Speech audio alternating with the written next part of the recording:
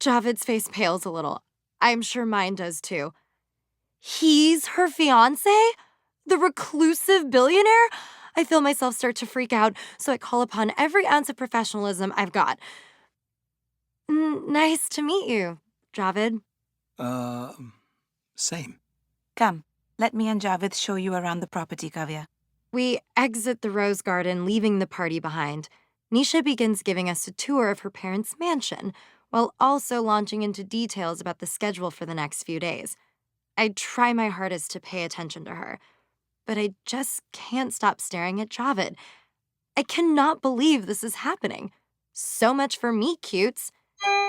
I look at my phone and see Javed's name. He's texting me with his fiancé right here? Seriously? Wow, what a coincidence. Maybe we'll be able to have our dinner sooner than I thought. I gape at him.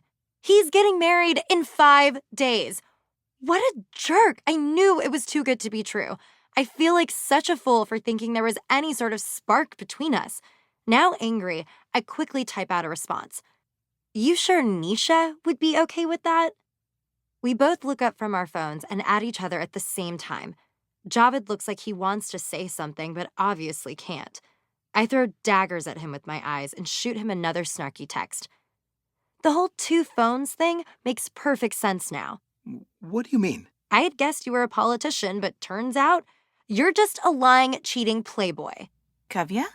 Crap. I look up and meet Nisha's concerned gaze. Did she see us texting? My cheeks are suddenly burning. What? I mean, wow. I can't believe you were able to get the Lake Palace for your reception venue. Believe me, it was not easy. But we couldn't imagine getting married anywhere else, could we, babe? Nisha pecks Javed on the cheek. He smiles and nods, looking at me. Ugh, gross. They look perfect together. Little does Nisha know, she's about to marry a two-faced womanizer. My phone pings again. I swear, I'm not a playboy. If we could just spend some time alone, you could get to know the real me. I know who you are. A rich, arrogant douchebag who thinks he can have whatever he wants. I look up from my phone, glaring at him.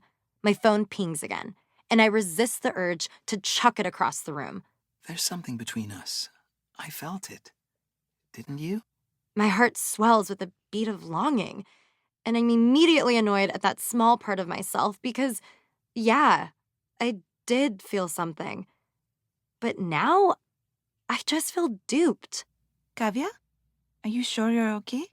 Sorry, I think I'm just jet-lagged. Ugh, why am I letting Javed ruin this for me? I just need some time to regroup and get myself together. Understandable. Why don't you go nap for a bit? I'll have the driver take you to your hotel. That would be great, thanks. And then I turn and leave, without even saying goodbye to Javed. The next day, I'm back at Nisha's mansion, swimming in a sea of couture, and trying not to think about Javed. But it's impossible, especially because I've spent all morning with his bride. A few hours in, I finally ask her what I've been dying to know. So, how did you and Javed meet? We grew up together.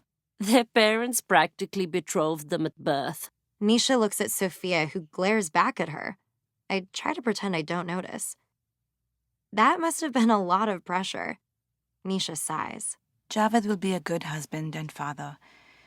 And our marriage is going to make both of our parents really happy. Sophia jumps up as if she can't take this conversation anymore and plasters the fakest smile I've ever seen across her face. And that's what's most important, making Mom and Dad happy. Without another word, she storms from the room. Far in the distance, the front door slams. I can't help but wonder what her problem is. She's been on edge all day. Is she in love with Javed? Nisha's face crumples, and then she clears her throat. Well, that's just great. What is it? She was supposed to help me with some last-minute errands today. I'm so screwed. I have no idea how I'll get it all done. I suddenly feel bad for her. Her best friend is acting up, and her hubby-to-be is a scheming jerk. And then there's me, flirting with and falling asleep on him. I mean, I didn't know he was engaged, but still. Guilt has me speaking without thinking. I'll help you. Her face lights up. Really? Of course. Just let me know where I need to go and what I need to do. You are such a lifesaver. I'll give you Javed's address. Hold up. What? I need you to pick up a necklace from his place for repair. A pit forms in the center of my stomach at the thought of seeing Dravid again. Nisha doesn't seem to notice. Funnily enough, it's actually my Mangal Sutra. A Mangal Sutra is the Indian equivalent of a wedding ring in the West. It's super important. And I know without asking that it's priority number 1 on Nisha's list.